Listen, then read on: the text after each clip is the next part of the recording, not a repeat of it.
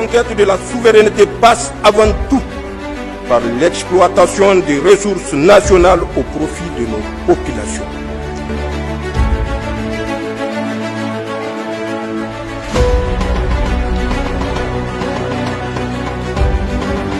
C'est une décision lourde de sens, prise dans un contexte national et régional marqué par de multiples défis sécuritaires. Réunis en Conseil des ministres, le gouvernement a adopté une ordonnance relative à la mobilisation générale pour la défense de la patrie, un texte stratégique qui s'inscrit dans la dynamique de refondation engagée par les autorités.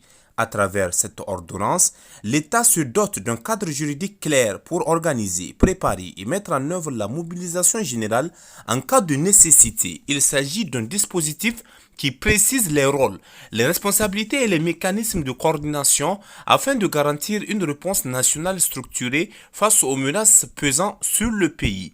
Pris conformément aux prescriptions de la Charte de la refondation et aux dispositions de la loi numéro 2002-030 du 31 décembre, ce projet d'ordonnance vise à renforcer la capacité de défense de la nation tout en impliquant l'ensemble des forces vives dans un esprit de responsabilité collective.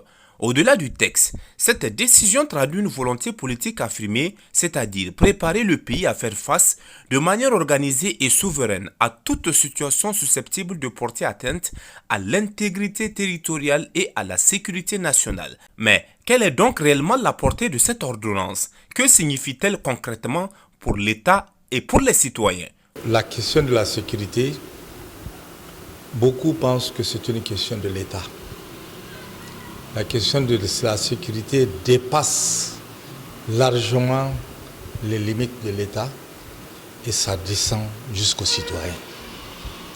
Ça descend jusqu'aux citoyens. Chaque citoyen, pour mieux vivre, pour exercer ses activités, a besoin d'être en sécurité. Il a besoin d'être en sécurité. Et si, d'aventure, le citoyen n'est pas conscient qu'il a un rôle fondamental à jouer dans le cadre d'une sécurité générale, la chose, je ne veux pas dire qu'elle est foutue, mais il restera beaucoup à faire. On restera dans l'insécurité. Et c'est pour ça, à mon avis, il est important que chaque citoyen en prenne conscience. Maintenant que l'État, qui d'alors pensait qu'il est seul à assurer la sécurité, a compris qu'il va falloir aller vers les citoyens. Cette jonction, à mon avis, est importante et ça permet, d'une part, dans le jeu de la sécurité, il faut que l'information sur les éléments de risque, les indices qui prouvent que, voilà, attention, on n'a pas confiance à telle chose, on n'a pas confiance à telle chose, que ça remonte. Qui va le faire remonter? C'est d'abord le citoyen. Le citoyen a différents a des représentants. Partons du chef de quartier, allons au chef de canton, allons au maire, allons etc., etc. Lorsque l'information crédible de la base remonte, on sera capable de maîtriser une situation telle que nous la vivons. Cette situation perturbe tout le monde. La situation d'insécurité perturbe tout le monde. Chacun de nous le sent dans son sang. Le sent dans son sang qu'aujourd'hui, la crise économique qui perdure chez nous est en partie liée à la question de la sécurité.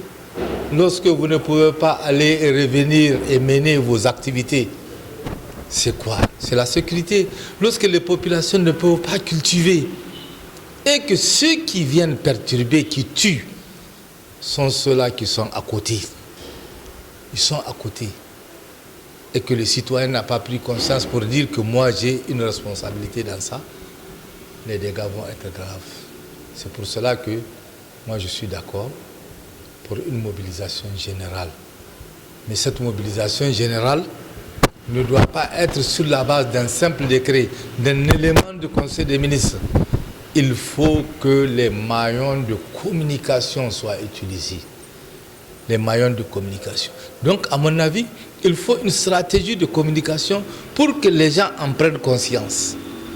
Très souvent, on prend de bonnes décisions, mais dans la mise en œuvre de la décision, il y a des insuffisances. Et la principale insuffisance, à mon avis, relève de la stratégie de communication.